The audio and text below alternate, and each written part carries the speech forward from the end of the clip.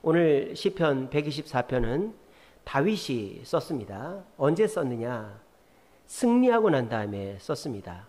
이때 다윗은 도망을 다닌다든지 죽음의 위협에 있는 상황이 아니었습니다. 이제 전체 이스라엘의 왕이 돼가지고 싸움을 하면 연전연승을 하는 시기였습니다. 그래서 그 누구도 거칠 것이 없고 두려워할 것이 없는 상태가 시편 124편에서의 다윗이었습니다. 근데 오늘 이 시편을 읽으시면 다윗이 내가 잘해서 이겼다, 내가 역시 전술이 좋고 싸움을 잘한다라는 말이 한 번도 나오지 않습니다. 오늘 반복되는 말이 있죠. 하나님이 우리를 도와주지 아니하셨더라면이라는 말이 두 번이나 나오죠. 1절에 보시면 여호와께서 우리 편에 계시지 아니하셨더라면, 또 2절에도 보면 여호와께서 우리 편에 계시지 아니하셨더라면, 그렇게 하나님이 이 전쟁에서 우리를 이기게 하셨다라고 고백하고 있습니다. 자, 그러면 싸움이 쉬웠냐? 싸움이 그렇게 어렵지 않았냐? 그게 아닙니다. 오늘 3절에 보시면 그들의 노여움이 우리에게 맹렬하여 우리를 산채로 삼킬 것이었다 그랬어요. 그러니까 그 어느 때보다 치열한 싸움이었다라는 것입니다. 그리고 물이 우리를 휩쓸어 시내가 우리 영혼을 삼킬 것 같이 맹렬한 싸움이었다라는 거예요. 근데 이 싸움을 이기게 하신 분은 내가 아니다, 왕인 다윗 내가 아니다라는 거예요. 하나님이라는 거예요. 그러면서 모든 영광을 하나님께 돌리고 있습니다. 6절에 보시면 우리를 내주어 그들의 이에 씹히지 아니하게 하신 여호와를 찬송할지로다. 지금 다윗은 적군에게 밟히지 않고 패배하지 않고 승리하게 된 모든 공을 하나님께 돌립니다. 그러면서 다윗이 선포하는 것이 무엇입니까? 7절에 우리의 영혼이 사냥꾼의 올무에서 벗어난 새같이 되었다, 그렇게 얘기하고 있습니다. 사냥꾼의 올무는 새에게, 동물에게 보이지 않죠. 동물이 아는 올무는 아무짝에도 쓸모가 없습니다.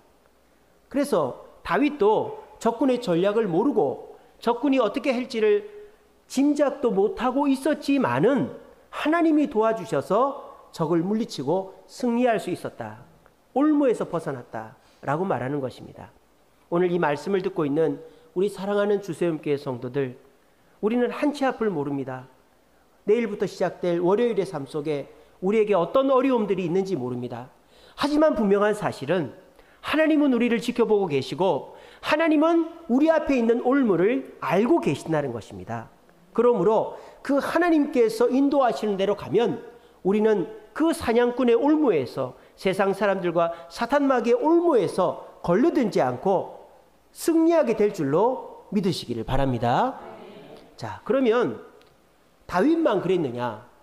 다윗같이 하나님을 신실하게 믿고 기도 열심히 하고 이래야 하나님이 사냥꾼의 올무에서 건져주시느냐?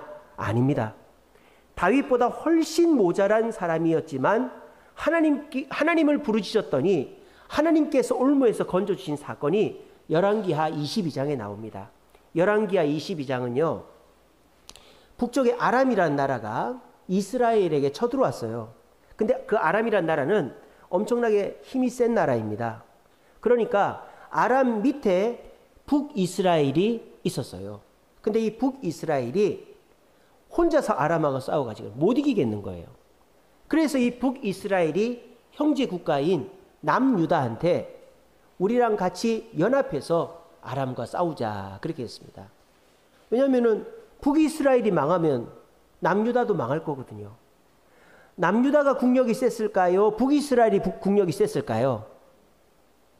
여러분 정신을 차리시고 저를 보십시오. 졸리십니까? 자, 북이스라엘이 국력이 셌을까요? 남유다가 국력이 셌을까요? 예, 맞습니다. 아, 우리 성도들 똑똑하네요. 보통 남유다라고 많이 하는데 다윗의 자손들이 다스린 나라가 남유다고, 이렇게 하나님을 믿지 않기로 한 10지파가 북이스라엘 아닙니까? 근데요, 북이스라엘이 훨씬 더 땅도 넓고 군대도 크고 훨씬 더 강력했어요. 그래서요, 아람의 왕이 뭐라고 했는지 압니까? 자기 밑에 있는 부하들 32명의 지휘관들에게 명령을 했습니다. 너희들은 남유다 왕 잡지 말고 북이스라엘 왕만 잡아라. 그럼 우리가 이긴다. 알겠지? 북이스라엘 왕 잡아오면 상 줄게. 그 정도로 남유다 왕은 쳐다도 안 볼 정도로 그렇게 관심이 없었어요. 그러니까 남유다는 약했다 이 말이에요. 그런데 이 북이스라엘 왕이 웬일인지 남유다 여호사밧 왕한테 나랑 같이 전쟁에 나가서 좀 도와달라고 부탁합니다. 거기에는요, 이 아합 왕의 그 아주 사악한 꾀가 숨어 있었어요. 좀 이따 말씀드립니다. 그래서 이 여호사밧 왕은 좀 어리숙합니다. 사람이 어리숙해요. 하나님을 안 믿는 것도 아니고 하나님을 믿습니다. 믿기는 믿는데 이 여호사밧 왕은 신앙이 좋지가 않았어요. 왠지 아십니까? 이 여호사밧은 아합 왕과 사돈을 맺었어요. 아합이 누굽니까, 여러분? 엘리야하고 싸운 왕이 아합 왕 아닙니까? 이 아합 왕이요, 부인을 이세벨이라는 이방 여인을 부인으로 왕비로 뒀잖아요. 그래가지고 바알과 아세라는 우상 숭배를 했잖아요. 그래가지고 이 엘리야가 아합 왕에게 가서 당신이 우상 숭배하고 백성도 우상 숭배 시켜서 이스라엘 땅에 비가 안 올 겁니다. 그래서 비가 안 왔잖아요. 3년 6개월 동안. 그리고 난 다음에 엘리야가 나타나서 바알 아세라 선지자 850명하고 나하고 싸웁시다. 싸웠어요. 850명이 기도해도 하늘에서 불이 안 떨어지는 거예요. 엘리야 한 번 딱 기도하니까 하늘에서 불이 떨어져서 재물과 물까지 다 태워버렸어요. 그래서 엘리야가 칼을 들고 그 850명의 그 우상 숭배의 선지자들 다 죽여버렸잖아요. 그때 왕이 아합 왕이에요. 그러니까 이 아합 왕은 나라를 망하게 만드는, 백성들을 타락하게 만드는 악한 왕이었다고요. 근데 이 악한 아합 왕과 사돈을 맺었으니 이 여호사밧 왕도 어리숙한 사람이죠. 왜 그랬겠어요? 자기 나라가 약하니까 이 북이스라엘의 도움을 좀 받으려고 사돈을 맺은 거예요. 하나님도 믿고 아합 왕도 믿고 양다리 걸쳤다 이 말이에요. 마치 저와 여러분들처럼. 우리도 그렇지 않습니까? 교회 나와서 하나님께도 부르짖지만 세상 나가면 뭐 나보다 높은 사람, 돈 많은 사람, 날 도와줄 것 같은 사람한테 부탁하고, 그게 우리의 뭐 실존적인 본래의 모습 아니겠습니까? 뭐 그걸 제가 부정하자는 게 아닙니다. 안 그런 척 하자는 게 아닙니다. 우리도 그렇지 않습니까? 이 여호사밧 왕처럼 하나님도 믿고 사람도 믿고 그러지 않습니까? 근데 결국은 누가 도와주는지 한번 봅시다. 그래서 이 아합 왕이 자기 사돈인 여호사밧 왕한테 얘기해서 나랑 전쟁에 같이 나갑시다. 날 좀 도와주시오. 우리나라 망하면 남유다도 망합니다. 이래서 여호사밧 왕이 알겠소 사돈, 같이 갑시다. 이래서 전쟁에 나가는 거예요. 근데 이 아합 왕이 이상한 짓을 합니다. 머리를 씁니다. 여호사밧 왕, 내 말 잘 들으시오. 지금 아람에서는 나를 잡으려고 혈안이니까 나는 평민의 옷을 입고 전쟁에 나가겠어. 그렇게 얘기를 하는 거예요. 이 아합은 지금 지 살궁리를 하는 거예요. 나는 왕복을 벗고 평민의 옷을 입고 전쟁에 나가겠어. 이렇게 한 거예요. 그러니까 여호사밧이 그렇게 하세요. 이렇게 한 거예요. 근데 이 아합이 또 한 가지 요구를 합니다. 여호사밧, 당신이 내 옷을 입어주면 안 돼요. 이렇게 얘기를 한 거예요. 여러분 같으면 입겠습니까? 안 입겠습니까? 자, 정신을 차리시고 얘기를 해보세요. 입겠어요? 안 입겠어요? 지금 복잡한 얘기도 아니고 재미없는 얘기도 아니고 아주 재밌게 얘기하고 있잖아요. 안 입을 거 아니에요, 그죠? 어떤 미친놈이 표적이 되겠어요. 왕복을 입으면 대번에 표가 나고 마차를 타면 화살에 맞아 죽게 생겼는데, 그런데 이 여호사밧은 그걸 입었을까요? 안 입었을까요? 어리숙한 사람이에요, 그죠? 마치 우리 같은 사람입니다. 우리가 세상 사람들이 이렇게 하면 이리 흥, 저렇게 하면 저리 흥, 참 우리는 너무나도 사람들한테 잘 맞춰주고 자기 실속은 없는 사람 같이 보이지만, 여호사밧이 아합 왕의 옷을 입었어요. 아합 왕의 옷을 입고 전쟁에 나간 거예요. 자, 여기에서 아합 왕의 계략이 숨겨져 있는 거예요. 첫째는 내 목숨이 살아야 되겠다. 그러니까 이 전쟁에서 이길지 질지 확신이 없는 거예요. 연합군을 해서 나가도 아람을 물리칠지 못 물리칠지 확신이 없는 거예요. 여호사밧이. 그럴 바에 일단 나는 살자. 나는 살자. 그래서 왕복을 벗고 평민의 옷으로 전쟁에 나간 거예요. 그리고 남유다 왕을 죽여버리자. 내 옷을 입혀가지고 화살바지가에서 죽게 만들면 내가 남유다를 차지하면 아람이랑 비등비등하지 않겠나. 그렇게 생각을 한 거예요. 아시겠어요? 그렇게 해서 그 전투에서 남유다 왕이 죽어버리면 어차피 사돈지간 아닙니까, 나라가. 그러면 내 나라가 왕이 없는데 내 나라가 되는 거지. 그 생각을 하고는 여호사밧한테 자기 옷을 입혀줬는데, 또 여호사밧은 이 사람 어리숙해가지고 예, 입겠습니다 하고 입고 나갔어요. 또 입고 나가니까 이제 그 아람 군대는 아까 뭐라고 그랬습니까?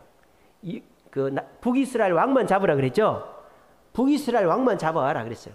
그래서 군대들이 싸우면서 북이스라엘 왕 잡으러 다니는 거예요. 근데 이 왕복은 아무나 입는 게 아니니까 왕복을 입은 딱 한 사람이 있는 거예요, 적편에.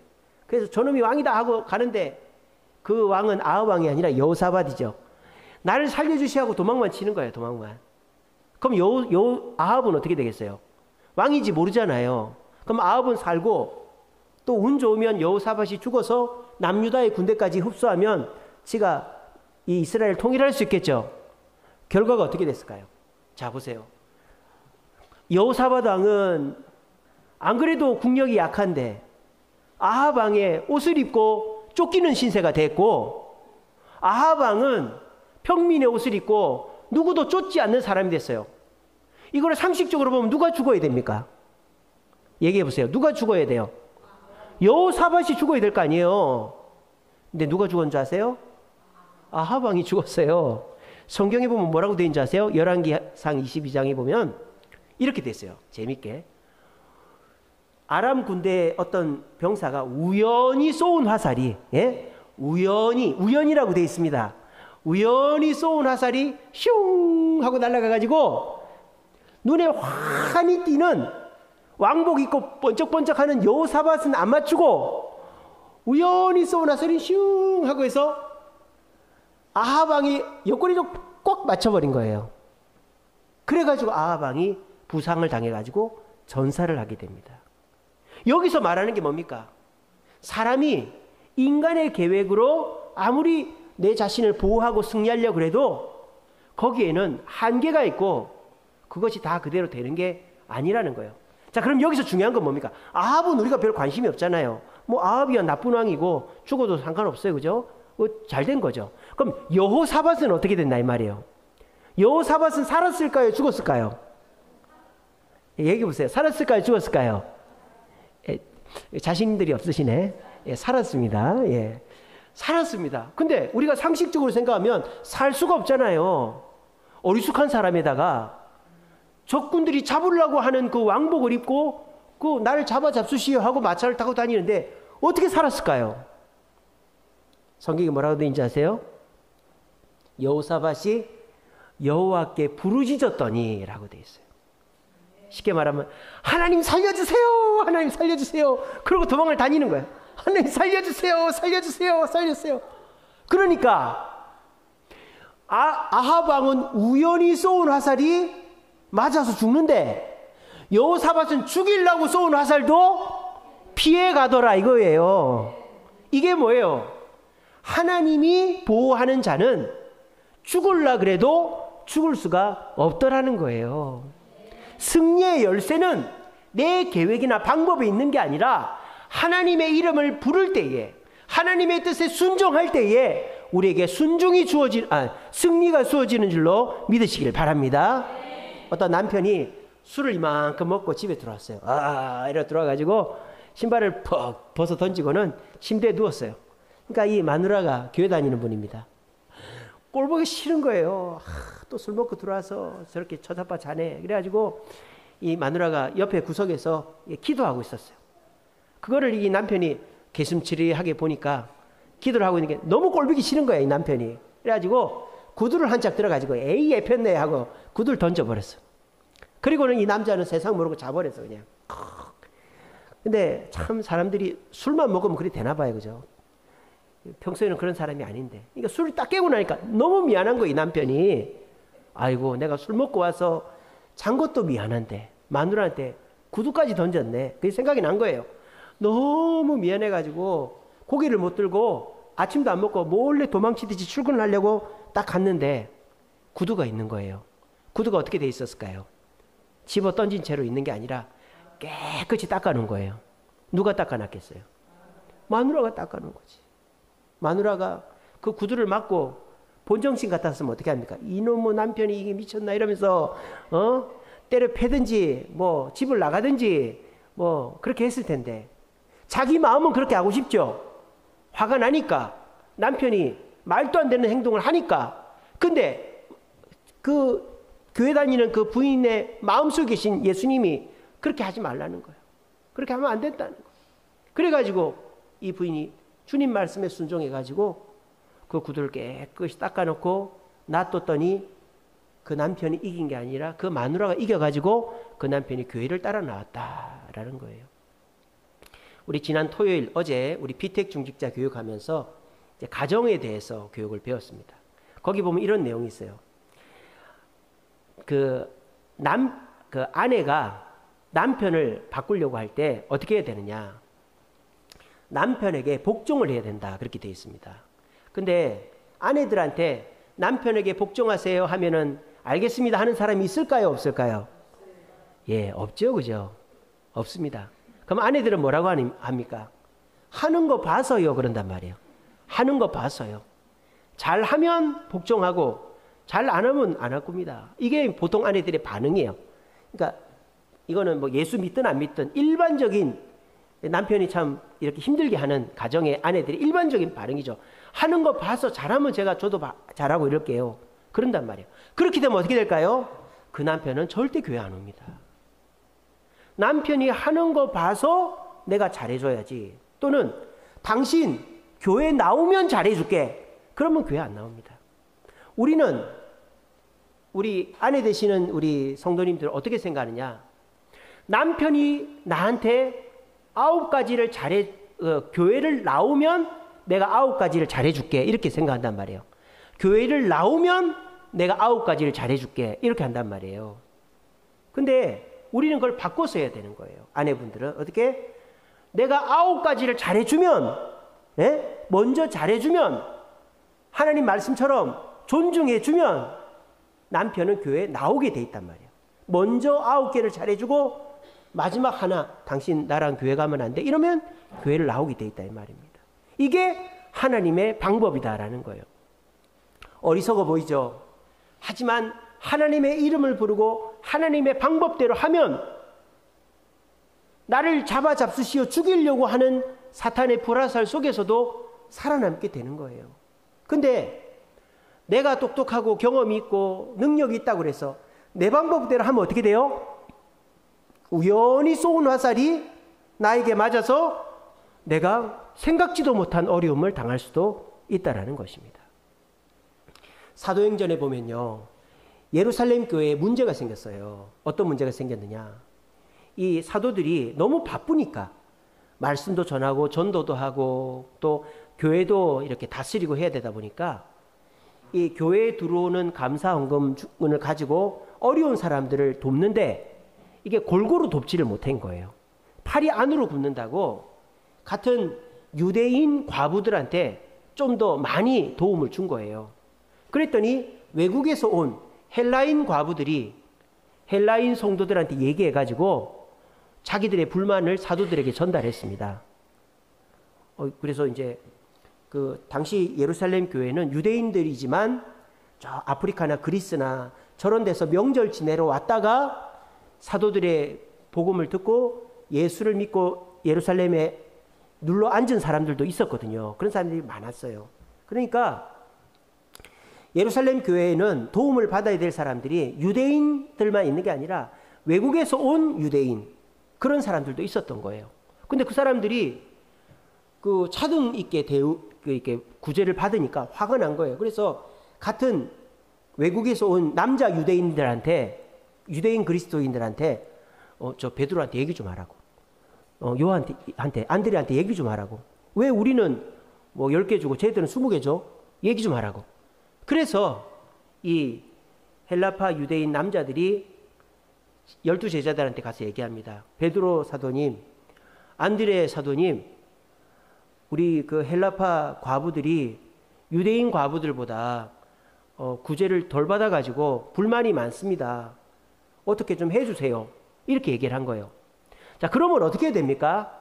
일반적으로는 그래, 얼마씩 돈이 돌아갔는지 파악을 하고 우리가 얼마씩 주면 될지를 한번 따져서 공평하게 돌아갈 수 있도록 내가 한번 해볼게. 우리가 한번 해볼게. 이게 일반적인 방법이잖아요. 근데 여러분 성경에 보면 사도행전 6장 4절에 보면 뭐라고 되어 있는지 아세요? 우리는 오로지 말씀과 기도에 힘쓰겠다. 아예 그 일을 내려놔 버린 거예요. 우리는 말씀과 기도만 할 테니까 그 구제하는 일은 7 집사를 세워가지고 그 사람들이 하게끔 하겠다. 이렇게 된 거예요. 굉장히 파격적인 일이죠. 내가 할 수 있는 재정적 권한을 남한테 주는 거예요. 그것도 그 일곱 집사, 스데반, 빌립, 니가노르, 디몬, 바메나, 이런 사람들은 다 이름만 들어봐도 알겠죠. 빌립, 니가노르, 디몬, 바메나. 유대인 이름이 아니잖아요. 다 그 외국에서 온 유대인들, 외국 사는 유대인들이에요. 그러니까 이게 자칫 잘못하면 이제는 유대인 과부들이 또 반란을 일으킬 수가 있는 거예요. 근데 이 사도들은 그 유대인, 그 외국에서 온 유대인 7 집사를 세워가지고 그 일을 맡겨버린 거예요. 그랬더니 일이 어떻게 됐을까요? 더 이상 구제 문제로 잡음이 나지를 않았습니다. 그거는 7 집사가 잘해서 그럴까요? 아니죠. 사도들이 올바른 방법을 선택했기 때문입니다. 어떤 방법? 말씀과 기도에 전무하는 방법을 선택했더니 하나님께서 문제될 일들을 문제가 안 일어나게 해주신 거예요. 근데 만약에 이 사도들이 그 재정적인 권한을 놓지 않으려고 끝까지 그 돈을 움켜쥐고 자기들이 돈을 여기다 주고 저기다 주고 하려고 했다면 우연히 또 다른 문제가 생기고 우연히 또 다른 문제가 생겨서 사도의 직책도 위험할 뻔한 거예요. 교회가 깨질 뻔한 거예요. 근데 이 사도들은 우리가 이 문제를 해결하는 방법은 사람의 지혜의 경험에 있지 않고 하나님께 있다. 그러므로 하나님께 맡기면 하나님이 더 좋게 해결해 주신다라고 생각하고 이 사도들은 오히려 더 그런 일 신경 안 쓰고 하나님께 더 가까이 갔더니 하나님께서 문제도 해결해 주시고 예루살렘 교회를 더 부흥시켜 주셨다라는 것입니다. 우리가 오전 말씀 새롭게 된 나라는 말씀 같이 나눴습니다. 이사야 선지자가 너희들이 하나님께 복을 받지 못한 이유는 온전한 금식을 하지 못해서 그렇다라고 얘기했다고 그랬죠. 그래서 우리가 신앙생활을 하지만 내 생각대로 신앙생활하고 적당히 신앙생활하고 그렇게 해서 하나님께 더 가까이 나가지 않으면 내 문제가 해결이 안 된다고요. 그래서 여러분들의 문제가 확실하게 해결이 되는 방법은 문제를 해결하려고 쫓아다니지 말고 하나님께 더 가까이 가는 것이 여러분들의 문제를 해결하고 승리하는 비결이다 라고 오전 예배 때 말씀 전해드렸습니다. 오늘 이 오후 예배도 똑같은 거예요. 다윗이 지금 내가 이 전투에서 이긴 것은 내가 지금까지 경험이 많고 내 부하들이 잘 싸웠고 우리 군대가 강해서가 아니라 하나님이 함께 하셨기 때문이다. 하나님이 함께하지 아니하셨다라면 우리는 이길 수가 없다라고 고백하고 있는 거예요. 그 구체적인 예로 아합 왕과 여호사밧 왕이 아합 왕은 평민의 옷을 입고 나갔고 여호사밧은 아합의 옷을 입고 나갔지만 아합 왕은 우연히 쏘은 화살에 죽고 여호사밧 왕은 하나님을 부르짖었더니 그 전쟁터에서 자기를 죽이려고 쏘는 그 화살 속에서 살아남았다는 거예요. 우리가 사탄 마귀가 세상 사람들이 우리를 죽이려고 덤벼드는 이 세상 속에서 어떻게 하면 살아남을 수 있을까요? 내가 돈을 더 벌고 내가 더 똑똑해지고 내가 더 힘 있는 사람을 의지하고 그 곁에 있으면 살아남을 수 있겠죠?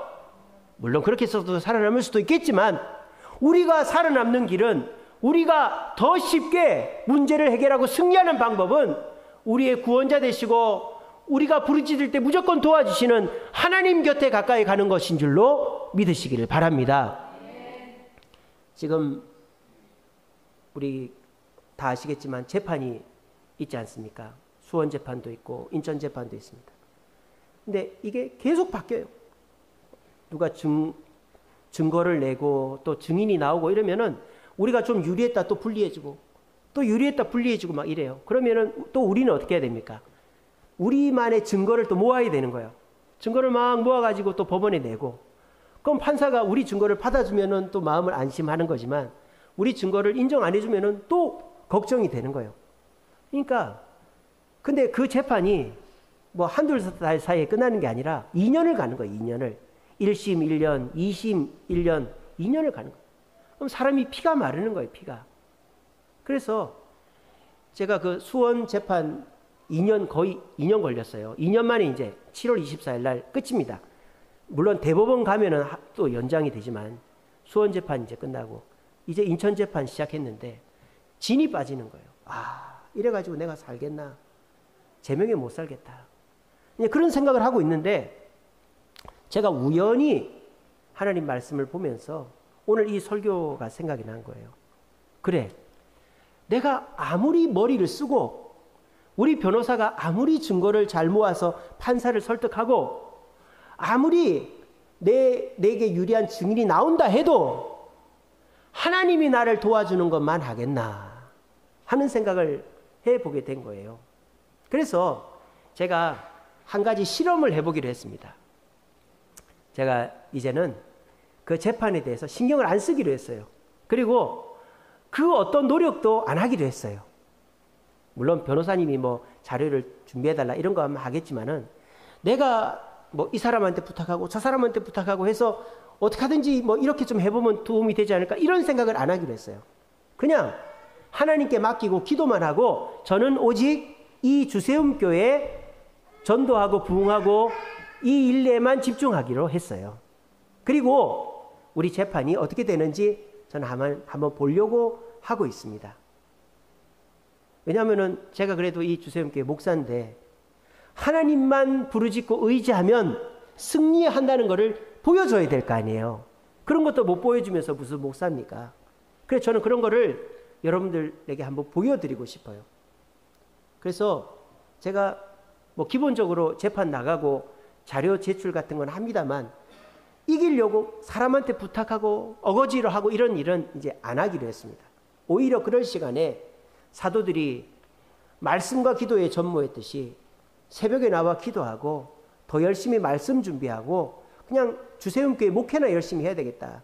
그 생각을 하고 이미 벌어진 일 하나님이 하시겠지 하고는 생각을 딱 접어버렸어요. 그리고 여러분 앞으로 어떻게 되는지 한번 지켜보시기 바랍니다. 그리고 우리 교회가 그 재판에서 이기거들랑 여러분들도 사람을 의지하고 방법을 의지하는 걸 내려놓으시고 내 승리의 열쇠는 하나님께만 있다라고 고백할 수 있게 되기를 간절히 바랍니다. 우리가 교회를 다니는 이유가 뭡니까? 교회 다녀서 마음도 편안해지고 내 삶의 문제도 해결하고 하나님이 살아계심을 경험하려고 교회를 다니는 거 아니겠어요? 그렇지 않습니까? 그냥 무슨 뭐 교회 가서 밥이나 먹고 오고 좋아하는 사람 만나고만 오고 무슨 동아리 모임 하듯이 하려고 하는 게 아니잖아요. 우리가 교회를 다니는 이유는 성경 말씀이 내 삶 속에 이루어지게 하려고 다니는 거예요. 그러려면 여러분들이 베드로처럼 많은 사람을 전도도 하고 모세처럼 홍해도 가르고 오병이의 기적도 있고 말이죠. 뭐 그런 기적들이 우리에게 일어나야 돼요. 근데 그게 쉽지가 않단 말이에요. 왜 쉽지 않은가? 하나님이 옛날 하나님 같지가 않고 하나님이 능력이 적어서인가? 아니고 우리가 하나님을 온전히 섬기지 못하고 의지하지 못하고 부르지 않고 있기 때문이라는 거예요. 우리가 딱 편을 정해놓고 사람은 의지하지 말고 다른 거 의지하지 말고 하나님만 붙잡았을 때 내가 이기는지 지는지 보자 이렇게 한번 해보는 거예요. 그렇게 했을 때 하나님이 나를 도와주는 걸 경험하면 어떻게 돼요? 하나님 살아계심을 내가 경험하는 거 아니에요. 그러면 그 사람이 신앙이 한 계단 성숙하는 거예요. 그런 식으로 해야 신앙이 성장하는 거예요. 근데 기도는 실컷 해놓고 내 방법대로 하고 하나님 의지 안 하고 그러면 교회 다니는 의미가 없는 거예요. 아시겠습니까? 여러분 승리의 열쇠는 하나님께 있습니다. 하나님을 붙잡을 때 우리는 승리합니다. 아무리 아합이 자기를 보호하려고 머리를 써도 아합은 결국 화살에 맞아 죽었잖아요. 근데 여호사밧은 어리숙하게 그냥 나를 잡수시오 하고 왕복을 입고 다녀도 여호사밧을 죽이는 화살은 피해갔다고요. 오늘 자리에 계신 분들 직장에서 가정에서 친구들 사이에서 나 교회 다닌다 난 기도한다 이런 얘기하면 사람들이 여러분 잡아먹으려고 그래 너 교회 다니 잘 되나 보자 너 기도에 잘 되나 보자 여러분들한테 막 벼르고 여러분들 막 비웃고 이러는 사람들이 있을 거예요. 여러분 그래도 하나님을 의지하십시오. 그래도 하나님을 붙잡으십시오. 그러면 우리를 비웃고 우리를 조롱한 그 남편 아내 우리 자녀들 우리 친구들 우리 직장 동료들이 부끄러워질 날이 오게 될 것입니다. 사람은 길게 봐야 되는 거예요. 지금 당장에는 우리가 좀 부족해 보이고 연약해 보여도 하나님이 함께 하실 때 우리는 반드시 승리하게 될 줄로 믿으시기를 바랍니다. 어떤 사람이 집에 가서 잠자리 들기 전에 슬리퍼에다가 열쇠를 아무 열쇠나 그냥 열쇠를 슬리퍼에다 딱 넣고 잔대요. 그리고 이제 아침에 일어나면 헐레벌떡 이제 출근해야 되니까 일어나서 막 헐레벌떡 일어나서 이제 실내화를 딱 신는답니다. 실내화를 딱 신으면 실내 안에 뭐가 딱 이게 느껴지겠어요? 열쇠가 느껴지겠죠? 그럼 이게 뭐야 하고 열쇠를 빼는 거예요. 열쇠를 빼면서 이 사람이 항상 외우는 말씀이 있대요. 마태복음 16장 19절입니다. 천국에서 매면 땅에서 매면 하늘에서도 맬 것이고 땅에서 풀면 하늘에서도 풀릴 것이다. 그 말씀을 항상 외운대요. 천국의 열쇠를 가지고 있으면 땅에서 매면 하늘에서도 매이고 땅에서 풀면 하늘에서도 풀린다. 이 말씀을 그 열쇠 슬리퍼 속에 있는 열쇠를 드는 순간 항상 그 말씀 구절을 속으로 암송하고 하루를 시작한답니다. 아무것도 아닌 것 같지만요. 그것이 그 사람이 이 하루를 누구에게 맡길 것인가를 결정하는 거예요. 우리가 아침에 늦잠 자고 허겁지겁 일어나고 정신없이 하루를 시작하다 보면 우리가 하루를 하나님께 맡기는 그런 시간들이 없이 그냥 아무 생각 없이 급하게 하루를 시작합니다. 그러다 보면 어떻게 될까요? 그냥 내 생각대로 사람들 두려워하면서 하루를 시작하는 거예요.